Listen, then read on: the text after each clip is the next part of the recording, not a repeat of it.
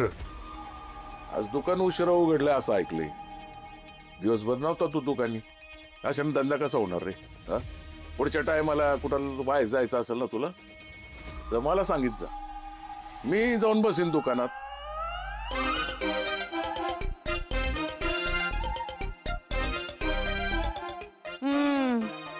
हाय का आता? आधी यानं बायकांची कापडं शिवलेली तुम्हाला आवडत नव्हत्या आणि आता स्वतः दुकानात बसायचं म्हणताय. मग बायकांची कामं झाले बिगार त्यांना धाडून दिलं तर आपल्या खानदानाला शोभल का? ते काही नाही, बायकांचं काम करूनच त्यांना परत पाठवायचं. हा होय ना. अरे मग दुकानात जायची वाट कशाला बघतेस? असं कर, हा घरटी जा, बायकांची लुगडी धू आणि त्यांच्या शेणाने घर सारव, भाकरी थाप, भांडी घास. करतायस का म्हातारे? ए म्हातारे काय म्हातारे, सुखाच्या बुडाला बिबवा आणि उठलाय का नाही वाकून बघा, अशी गत आहे तुझी. तुला लागलाय म्हातार चळ. त्या घरात आणून ठेवलंयस का नाही भामटा, त्याच्या नादाला लागू नको, नाहीतर त्या गोष्टीचा फायदा घेऊन तुला गावात तोंड दाखवायला जागा राहायची नाही. तसलं काय होणार नाही. एक मग पोरगा आहे ज्याला कसे माझे पान फेडायचे ना ते कळतंय. ए तू नको रे काळजी करू. हा गोपाळ, गोपाळ, गोपाळ, आज कातळवाडीत काय करत होता?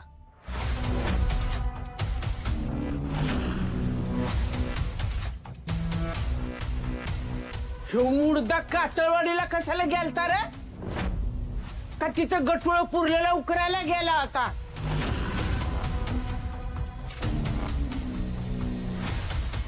ए चिवळ्या, त्याच्यावर ध्यान ठेव. ए नरवाजी, आज आम्ही कोणाला भेटलो माहिती का? अगं तिची जुळी बहीण सर्वाजी. हा, तिला ढकललं म्हण कोणीतरी. हा, आणि काय ते कंपाऊंडर म्हणून काहीतरी आरडत होती.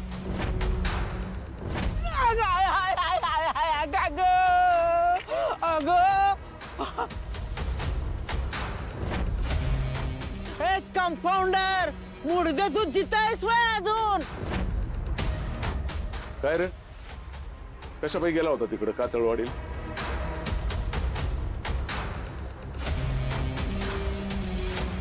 मी गेलोच नाही कातळवाडीला. अरे बाबा, मी माझी गाडी बघितली तिथं.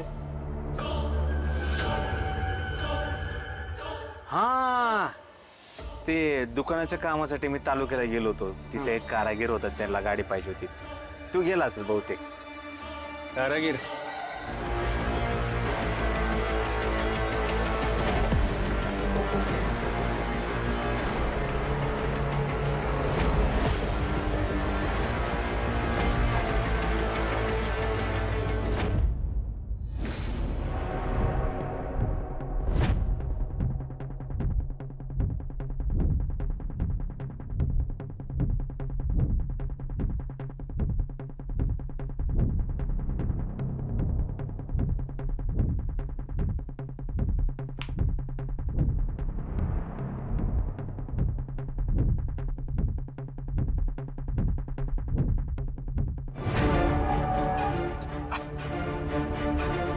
सोड मला, सोड.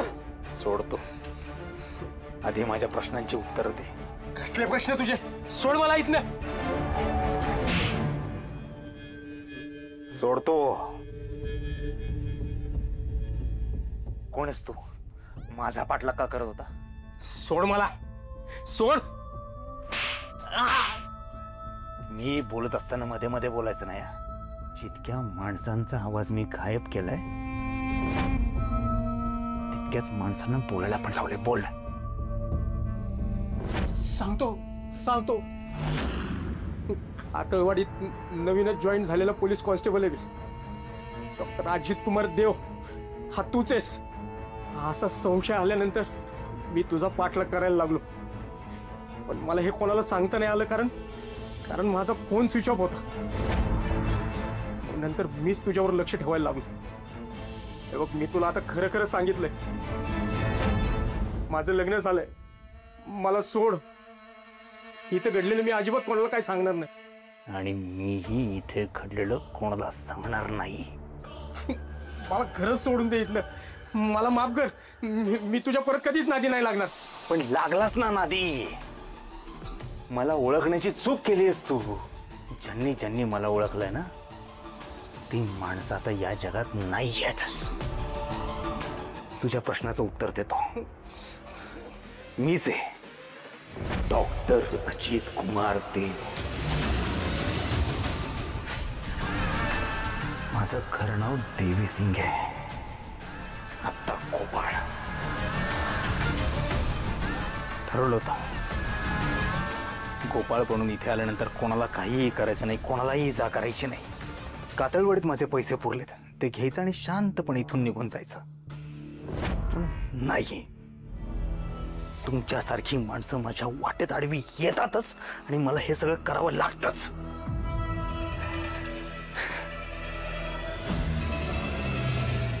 सुरुवात तुझ्यापासून करावी लागेल असं वाटलं नव्हतं.